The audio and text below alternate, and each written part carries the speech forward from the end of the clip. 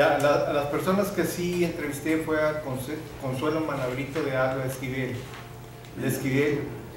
que era sobrina de ella, que es esposa del pollo, del dentista. Ok. Y a una amiga de ella, Ofelinda González Elizondo de Vázquez, Olinda Vázquez, a lo mejor conocida, que la trataron a ella en un tiempo atrás. Por lo que recabé, ellos provenían de Zacatecas, no sé exactamente, andamos tratando de investigar a través de la genealogía si ella en realidad nació ahí en Zacatecas. Su padre, según los informantes, que nace a finales del siglo XIX, debido a que por las edades de las parientes por las hermanas y tías de la señora Consuelo. Era hija del ingeniero Espejo, que era un ingeniero minero que provenía de Coahuila, provenía del área de Torreón.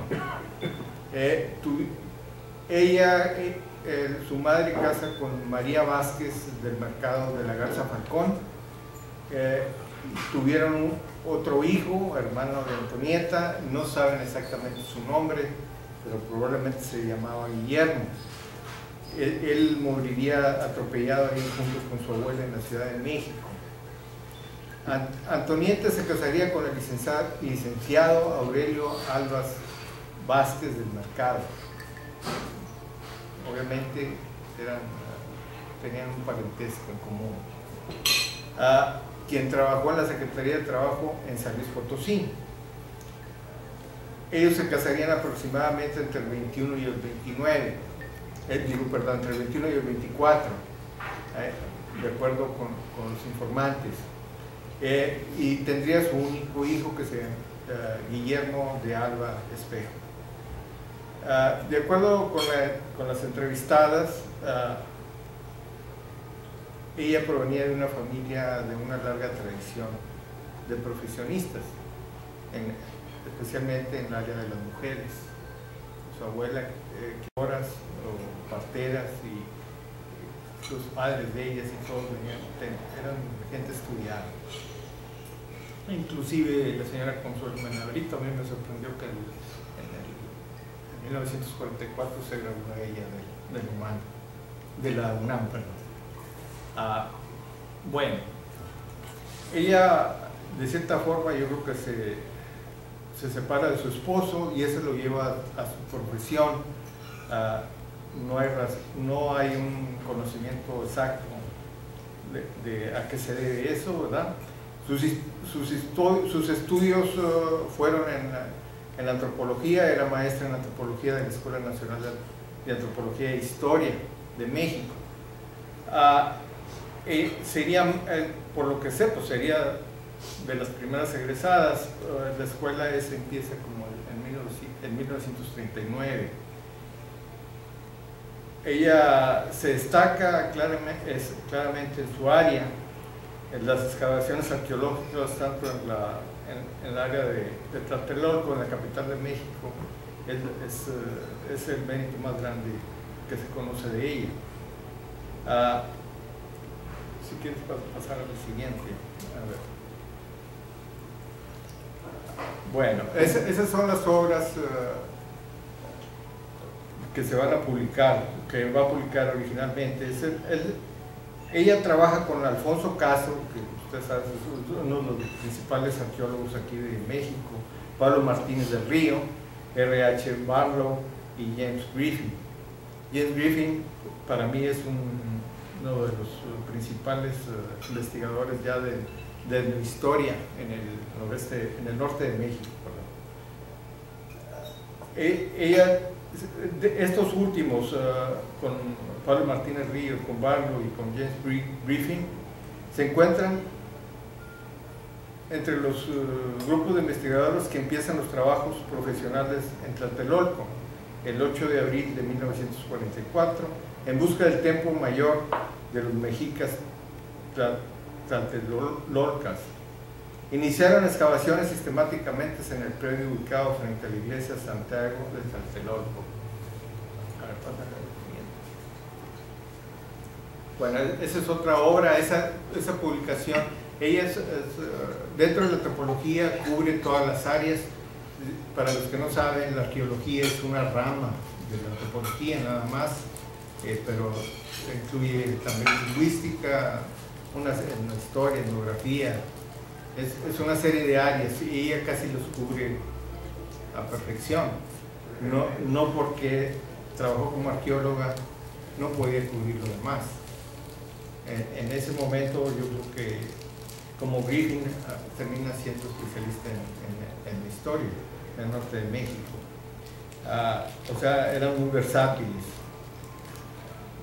Todos ellos, todos los hombres llegaron, estos con que participó, todos fueron directores de INAH en determinado momento. Cuando el grupo trabajó cerca de 12 años hasta descubrir las estructuras mutiladas de 7 etapas del templo mayor, el principal centro ceremonial de la Ciudad de México. Pasa al siguiente. Esa es la área de la Tenochtitlan al sur y esos son los barrios que se conocían de la época prehispánica en la Ciudad de México. Ahí está Tlatelolco, donde ellas van a hacer el trabajo Pasa al siguiente. Bueno, ese es más o menos lo que es las ubicaciones. A ver, déjenme ver,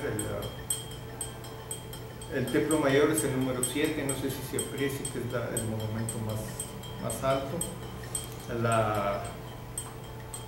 Hacia el norte no se encuentra el edificio, por lo que se llamaba Tecpan, que era donde van a poner el gobierno Hernán Cortés. Este va a ser un barrio indígena. Hernán Cortés trata de que la parte de Tenochtitlan quede para los españoles. Al momento de la conquista, en 1521, Cortés decidió que Tlatelolco se convirtiera en el señorío de indígenas bajo el mando de Cuauhtémoc. En tanto, Tenochtitlan se transformó en la tierra de blancos y se llamó Barrio de San Francisco. La más importante fue la iglesia, que a ver, es el templo, es el 16, que gran parte de su material proviene de los restos de esta comunidad. El sitio era un recinto ceremonial y era la sede del tianguis más famoso del mundo cortesiano, de la célebre ciudad México Tlatelolco. Años más tarde, el gobierno federal ordenaría la construcción de la unidad habitacional Nonololco Tlatelolco a los arquitectos Mario Pani y Ricardo Robina, un complejo de 130 edificios en una área de 1.200.000 metros cuadrados que contribuyen al hundimiento del sitio arqueológico desde los años 60. A ver, ahí está lo que es la construcción, ahí está el sitio a un lado. Actualmente la zona arqueológica presenta 67 estructuras prehispánicas, de las cuales 25 son edificios completos, altares, templos o complejos habitacionales, y aparecen enmarcados al fondo por la iglesia y convento coloniales dedicados a Santiago Apóstol. No es menos considerar que para 1953 Pablo Martínez del Río, Antonieta Espejo y Robert Barlow hayan logrado que se declarara zona arqueológica protegida por las leyes federales para uno de los barrios más antiguos del continente americano.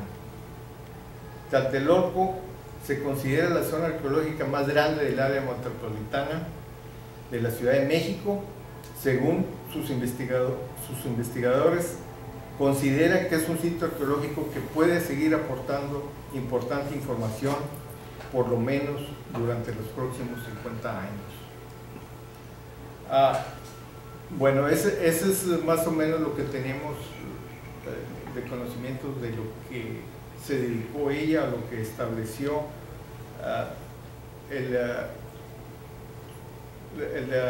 Los primeros libros de las primeras páginas o fotos que vieron era sobre este lugar, sobre este trabajo que se hizo por 12 años y más o menos de arqueología, pero se publicó desde el 44 hasta 1956, en la que participó en una gran cantidad de artículos que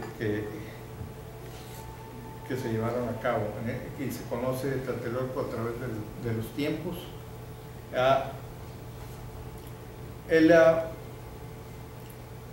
Ella, de lo que conocemos aquí de cuando llega a Reynosa, lo que tiene la señora Linda, lo que me dice ella, que ella la conoce aquí en el 62, o sea que ya para 1962 ya se encontraba aquí.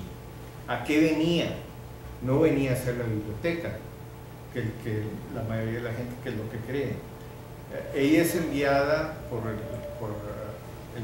INAH, por el Instituto de Antropología e Historia, a hacer un trabajo de rescate en el panteón municipal, que ese panteón ya había dejado de funcionar décadas anteriores y ya no tenía función de entierro. Claro que ahí estaba la gente y se visitaban a sus muertos, y ya había un proyecto de quitarlo de sacarlo. Entonces ella viene a hacer un estudio precisamente pues, antropológico del comportamiento.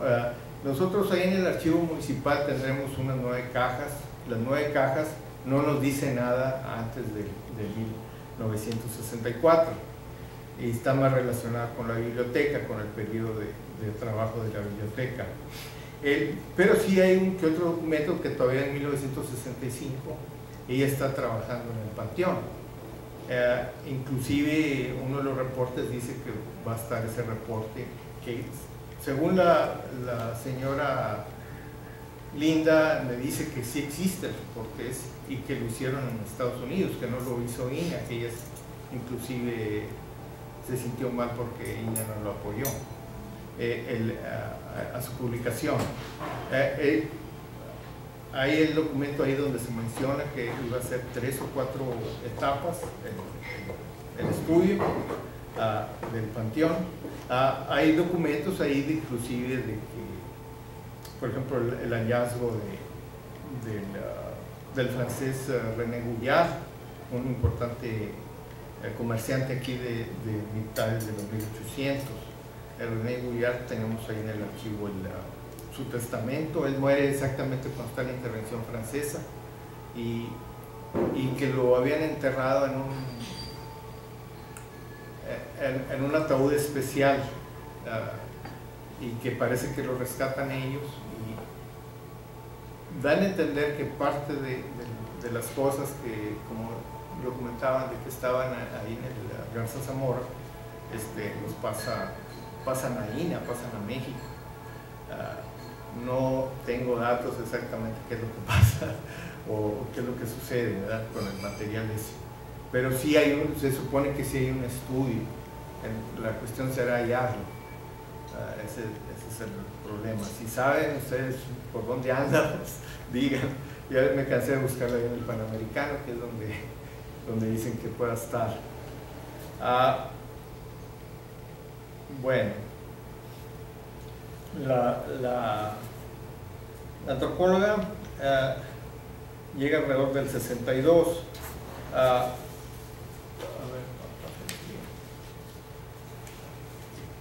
Bueno, la mayoría de los documentos, no muchos, pero sí varios, traen el sello como ya me dijeron, ya me habían contado los informantes de que sí que ella había vivido, como decía usted, en la Porfirio Díaz. En la Porfirio Díaz. En los apartamentos de la familia Barrera. Exactamente, es lo que decían ellos, y que posteriormente pasa a Garza Zamora, que es donde tiene su oficina.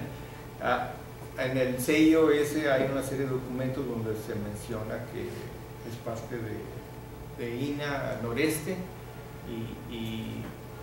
y que está la dirección en el edificio Tiburcio Garza Zamora. La correspondencia son muchos datos. Está lo del panteón, pero al mismo tiempo está el evento muy importante, que es lo de la biblioteca,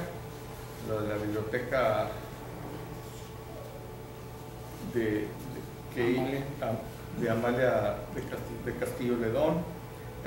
Es viuda de un historiador, de Luis Castillo Ledón. Es un personaje, se pierde uno ahí, hay bastante información sobre ella y alguien muy importante. De soltera era Amalia González Caballero, quien es el miembro organizador de la Asociación de Protección a la Infancia desde 1935. Preside el Ateneo Mexicano de Mujeres. Tiene una larga trayectoria. Es representante de la Comisión Mundial de Mujeres, que obtiene la igualdad entre hombres y mujeres del capítulo de Declaraciones de los Derechos Humanos de 1946. El ministro plenipotenciario de México a la Comisión Internacional de la ONU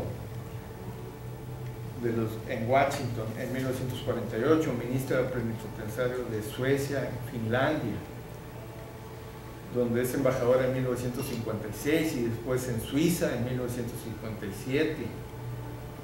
Y al último pertenecía al Organismo Internacional de la Energía Atómica. Es todo un personaje nacido en Jiménez, aquí en uno de los pueblos de aquí de Tamaulipas.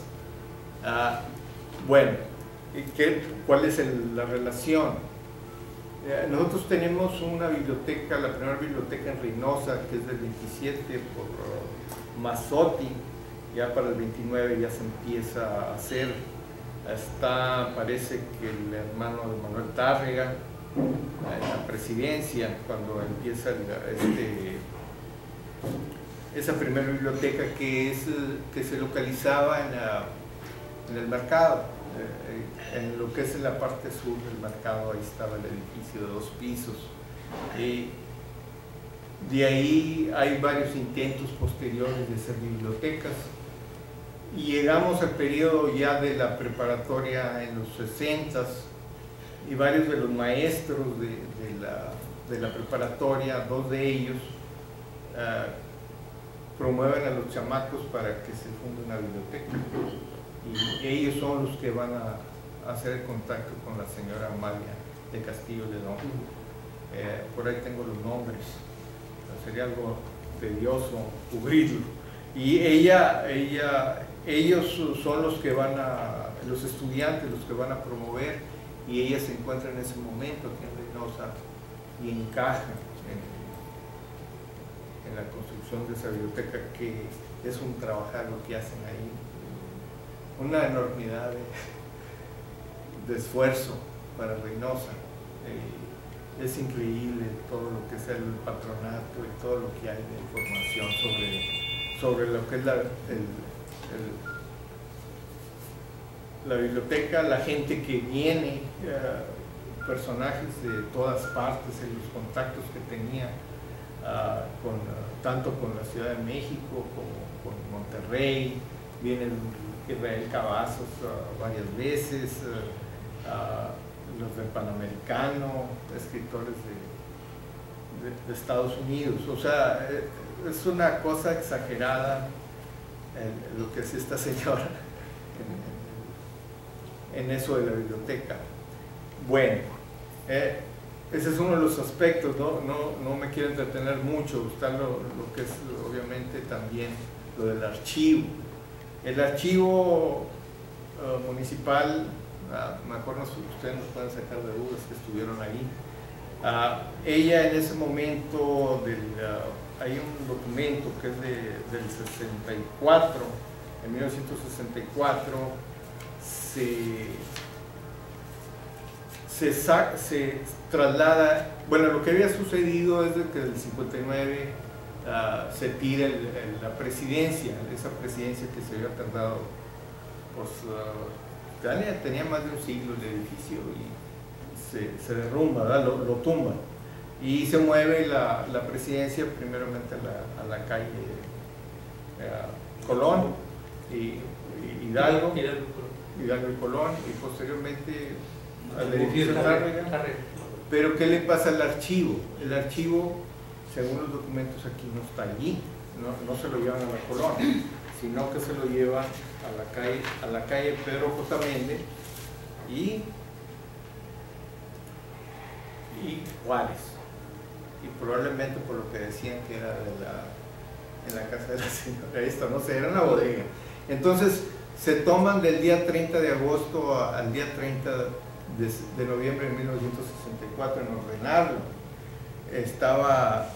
Se fumiga y se amarra y se hace una clasificación rápida. Pero lo curioso de los datos es de que no solamente había el antiguo que tenemos ahorita, que esa es mi duda, esa es mi intriga, que quisiera que las personas que estuvieron ahí nos aportaran datos sobre ese tema. Lo que sucede es de que ella lo clasifica hasta 1935 y lo llama histórico, que es lo que sobrevive. Para esa época había hasta 1959 estaban los documentos, ellos los declaran como contemporáneos, que es actualmente el archivo de concentración, el que no se puede tocar, el que necesitas permiso para verlos. Bueno, esos documentos se supone que se llevan a la biblioteca y se ponen aparte y se están manejando aparte. Hay una serie de documentos donde están mencionando que se están revisando, inclusive el histórico, porque se hacían reportes para todo y en algunos de los reportes simplemente dicen el histórico no se movió, pero el de concentración sí se está clasificando. Hay documentos posteriores ya del 67 y del 71 donde se está recibiendo documentación de los ayuntamientos anteriores en ese archivo. Desgraciadamente 70 años o más de 70 años se perdieron y esa es la intriga de nosotros, dónde fueron a parar y dónde quedaron. Es una lástima, ¿verdad?, que se haya perdido tanta información así de la nada.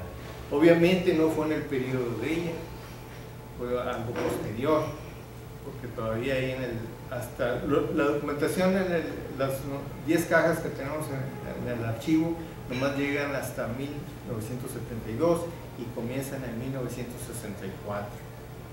O sea, no hay un registro de lo que estaba haciendo ella antes en Reynosa ni lo que hizo después. ¿No tienen archivo de 1700?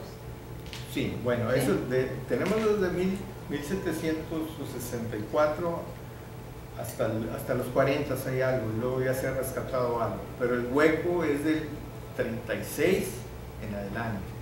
De 1936, a ella lo menciona que ahí de 1936 al 59, ahí lo tenían en la biblioteca.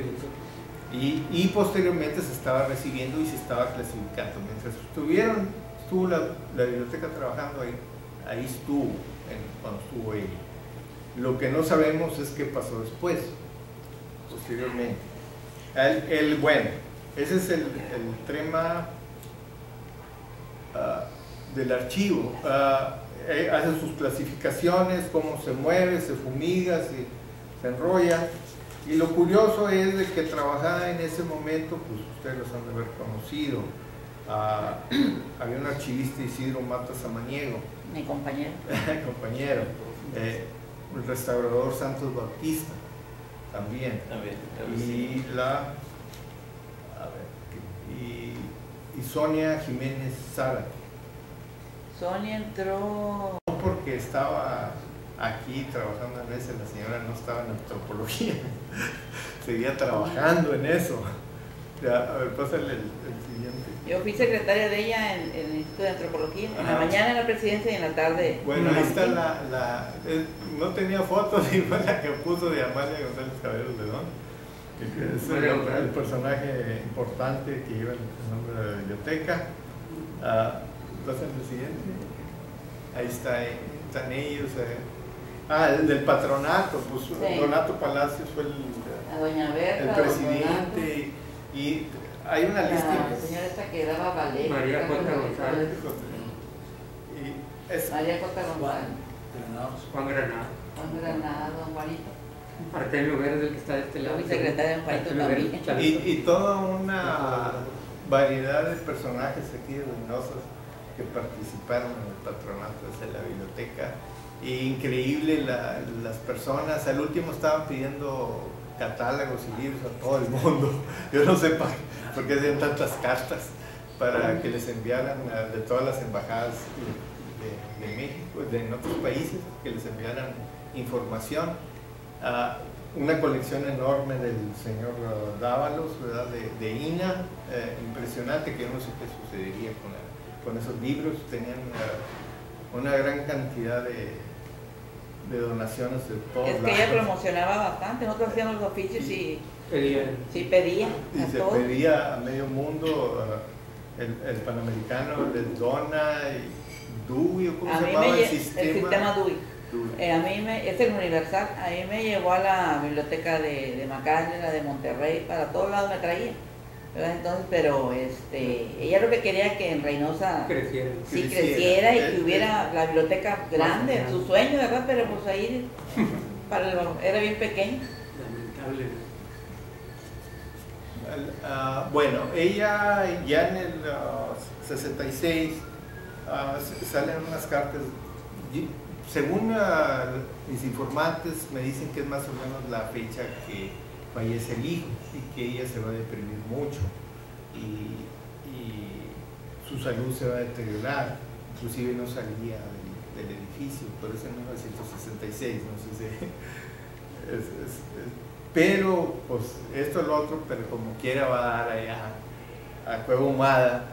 A mí me toca ser estudiante de Jeremy Epstein, que es uno de los primeros arqueólogos que viene a Nuevo León. La primera arqueología profesional que se hace en Nuevo León la hace él.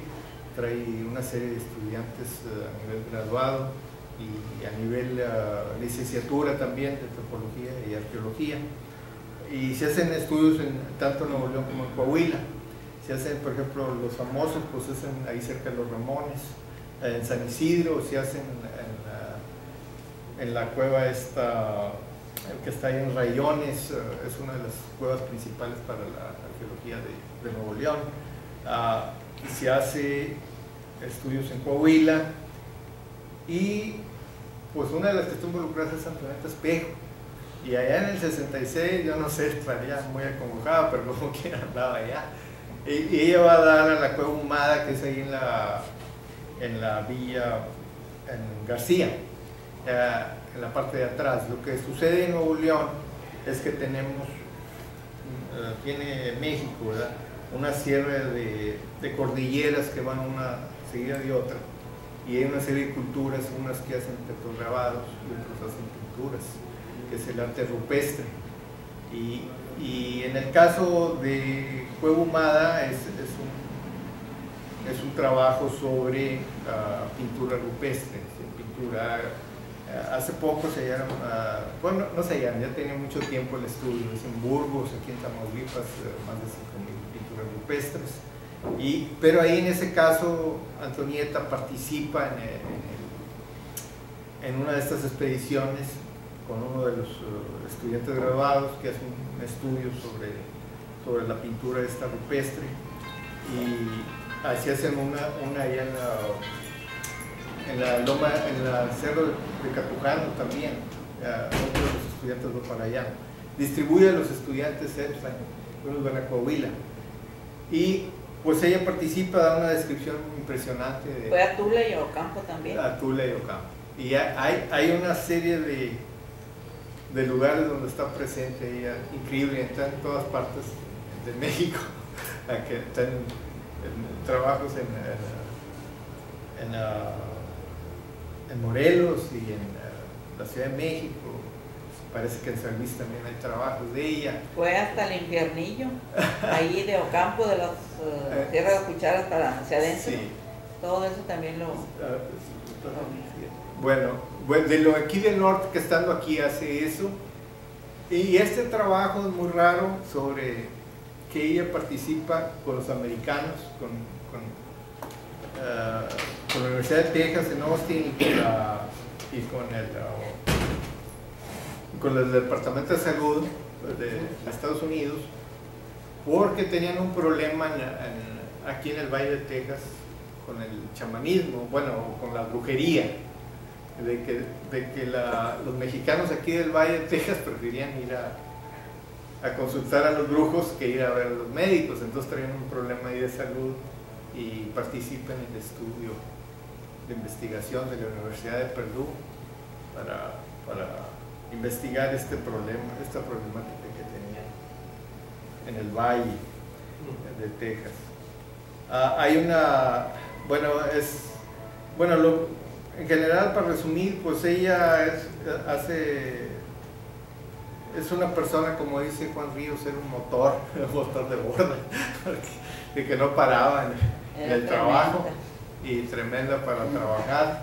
Sí, me comentan los que me informaron, ¿verdad? Ya como ustedes lo corroboran, ¿verdad? Se cae de salud y llega un determinado momento que pierde hasta las capacidades, y la señora del doctor Valderas se la lleva al hospital. Sí, y ya viene la familia de ella, las nietas, que eran las que sobrevivían. Ya el hijo ya había muerto, una nieta y el nieto no sé si vendría, pero viene la nieta, lo que dicen, y la recoge, se la llevan a México. Lo otro que me dicen, que a los 6 meses regresa a despedirse, ya un poquito más bien, pero no traigo fechas ni datos, porque no, la gente que me informa pues tampoco tenían el contacto. Le preguntaban que subía bien rápido las escaleras, porque estábamos en el segundo piso y hay veces que subía al tercer piso, pero rápido, tenía muy buenas piernas, parejitas y todo. Y cuando yo estaba acá, que fui su secretaria, que en el Instituto de Antropología, dice, dame ese bote para ponerme, si no, no camino. Y yo se lo di, un bote verde así. Y dice, cuando ya estés vieja te vas a poner que nada, era marihuana. Sí, pero lo usaban para con los girasoles. Combinar. Todos los petalitos se los echaba ahí, ¿verdad? Y los concentraba y se ponían.